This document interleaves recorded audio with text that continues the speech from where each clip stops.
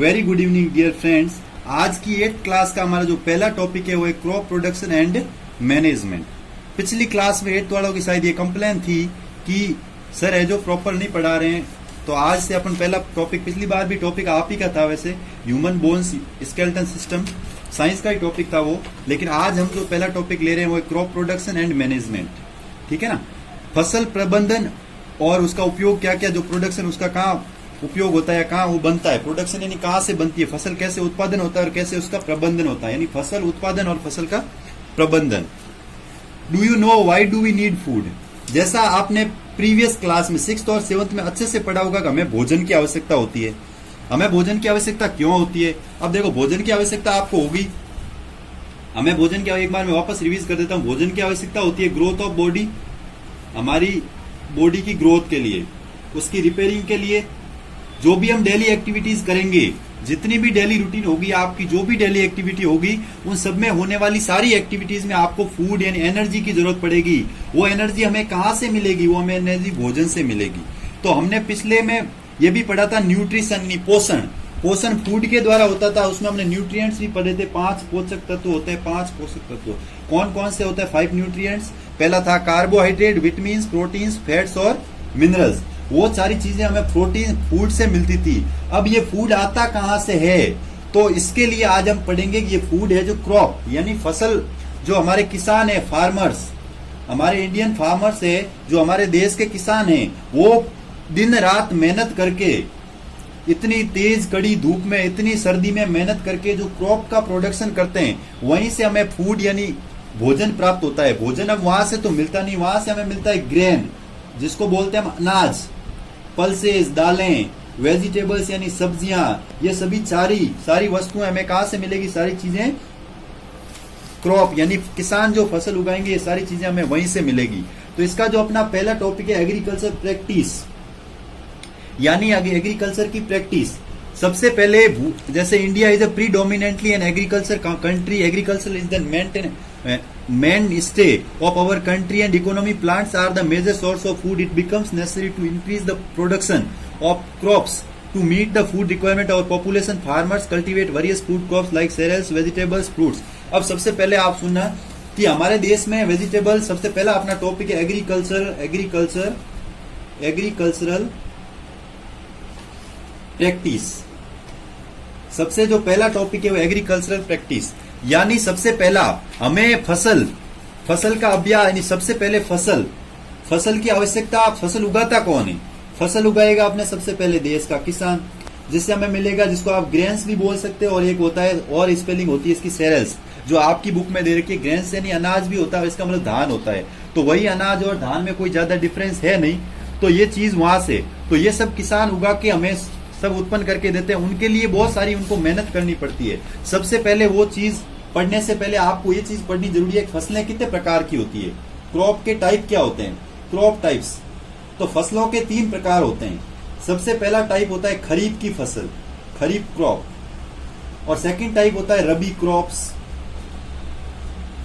और last type होता है जायद क्रॉप्स। इधर देखना ध्यान से। सबसे पहला होता है खरीफ क्रॉप। तो देखो खरीफ क्रॉप क्या है। तो खरीफ क्रॉप, जैसे these crops are sown in rainy season in all over India, यानी कि तेरे को यही रखना है, ठीक है, यानी कि अपने भारत में जितनी भी रेनी सीजन, यानी ये होगी आपके रेनी सीजन में। ध्यान से देखना, मैं वापस लिख रहा हूं। सबसे पहला लिख रहा हूं मैं खरीफ क्रॉप। सबसे पहले ध्यान रखना ये होती कब है, थोड़ा सा सबसे पहले रखना ये होती कब है। ये होती है रेनी सीजन में, जिसको आप बोलते हो बारिश ऋतु, जिसको आप मारवाड़ी में कहते हो बराड़ा, वही चीज, ठीक है ना। ध्यान से देख लेना, रेनी सीजन यानी बारिश के मौसम में खरीफ की फसल उगाई जाती है। बारिश के मौसम में आप कौन बारिश के मौसम में उगाते कब हैं? व्हेन डिड वी, हम उगाएंगे कब, ठीक है, व्हेन वी ग्रो क्रॉप्स, हम कब उगा सकते हैं। तो सबसे पहले इसको उगाने का जो महीना होता है जून टू सितंबर। ये सीजन अपने कब तक चलती है? जून से सितंबर तक जो चलेगी वो चलेगी खरीफ क्रॉप। अब इसमें अपन कौन कौन सी उगा सकते हैं?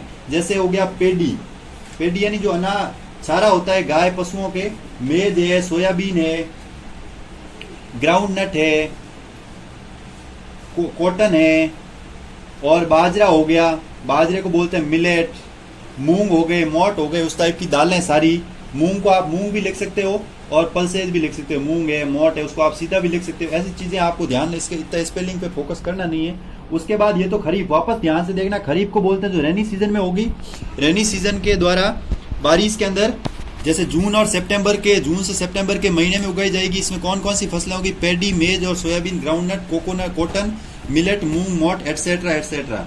उसके बाद अगला है अपना रबी क्रॉप। नेक्स्ट टॉपिक है रबी क्रॉप, फसल का जो दूसरा टाइप है, सेकंड टाइप रबी क्रॉप।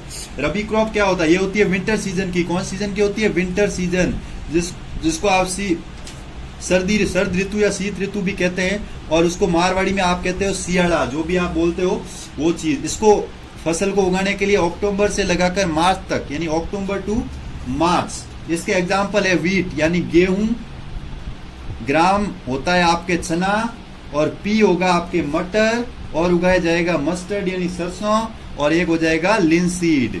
अब ध्यान से, यानी अलसी, लिनसीड को बोलते हैं अलसी, ध्यान रखना है चीज का। वापस देखो, रबी क्रॉप उगाएंगे अपन विंटर सीजन में, अक्टूबर से मार्च में उगेगी, ये सीजन का टाइमिंग होगा, और इसके अंदर wheat, gram, pea, mustard, linseed etcetera etcetera उगाएंगे। अगला जो टॉपिक है वो है अपना जायद क्रॉप, जो लास्ट टाइप है इसका। अब जायद क्रॉप, ये क्रॉप होती है मार्च से लगाकर जून में, मतलब आप समझ चुके होंगे, ये होती है समर सीजन में। कब होती है? समर सीजन, यानी गर्मी की ऋतु, या आपके गर्मी की ऋतु के अंदर होगी। गर्मी ऋतु यानी समर सीजन के अंदर। इसके अंदर अपन कौन सी फसलें उगाएंगे? सबसे पहले जैसे वाटरमेलन, आपने देखा होगा अच्छे से, आप सभी यहाँ से जो भी बुक्स नोटबुक्स खरीदते हो मतीरे वाले को दे देते हो, वही होता है वाटरमेलन। तो वाटरमेलन कब आता है? आप अभी गर्मियों की छुट्टियों में, कोरोना घर पे बैठे, वाटरमेलन वाला तो आया ही होगा। तो आप समझ सकते हैं वाटरमेलन कब उगाया जाता है? मार्च में, तभी वो आपके पास मई जून में पहुंच जाता है। और मस्क मेलन भी होता है, मस्क मेलन बोलते हैं खरबूज को। कुकुम्बर यानी ककड़ी, वेजिटेबल जितनी भी होती है सारी गर्मी में, बहुत सारी गर्मी में उगाई जाती है, जिसको हम बोलते हैं जायद क्रॉप। ये चीजें गर्मी में उगाई जाएगी। उसके बाद अपन आते हैं बेसिक, अगला अपना टॉपिक है basic practices of crop production, यानी इसकी जो प्रैक्टिस, क्रॉप प्रोडक्शन कैसे होगा, किसान फसल कैसे उगाएगा, तो उसके लिए हमें कुछ स्टेप फॉलो करने पड़ते हैं। सबसे पहले किसान को क्या करना पड़ता है? प्रिपरेशन ऑफ सॉइल, और दूसरा क्या करना पड़ेगा? सोइंग, और थर्ड स्टेप वो क्या फॉलो करेगा? Adding manure